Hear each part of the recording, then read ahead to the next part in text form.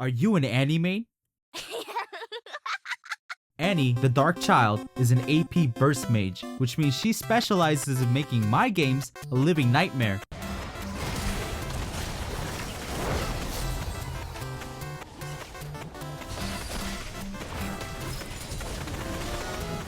As Annie, you really only have one job. If you're behind, you stun the enemy team. If you're ahead, you stun the enemy team. Annie doesn't give a fuck.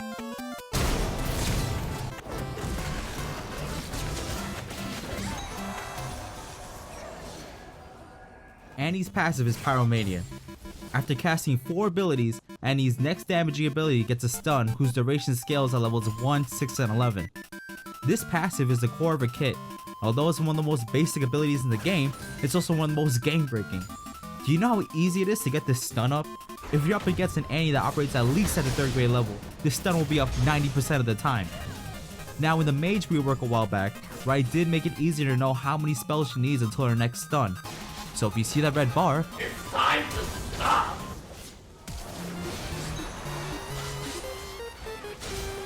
Annie's Q is Disintegrate, and he throws a targeted fireball that deals magic damage.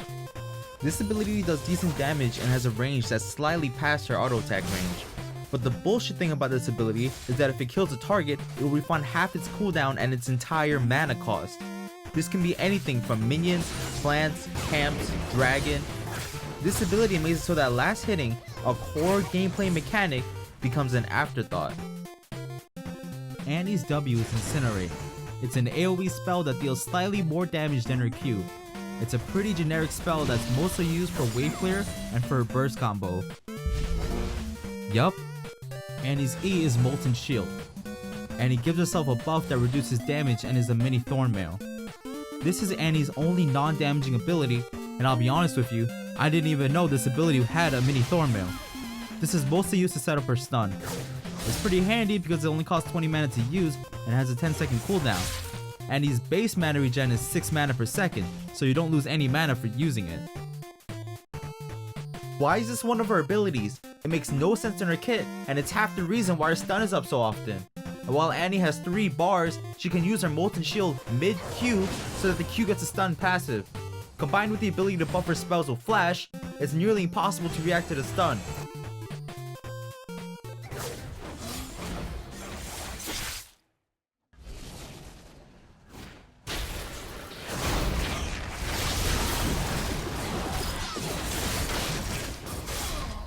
Annie's ult is Summon Tibbers. Annie summons her bear Tibbers and deals a ton of AoE damage. After initial cast, Tibbers will remain as a pet for 45 seconds. As a pet, Tibbers has a mini Sunfire cape that deals a small amount of magic damage to all enemies around him. And while Tibbers is out, if Annie manages to stun an enemy or die, Tibbers will ghost, gain attack speed, and maul the stun target or nearby low health enemy. This bear is the bane of my existence. Where is the counterplay? Oh James, just buy a QSS. You can't QSS death. It's all instant. There's no counterplay. You should play Annie if you like stuns, like bears, and hate counterplay. Anyone can play Annie. You can probably play her after watching this video. Don't practice, just hop into ranked and you can come out with a pretty high level of success. Just don't do it in my game.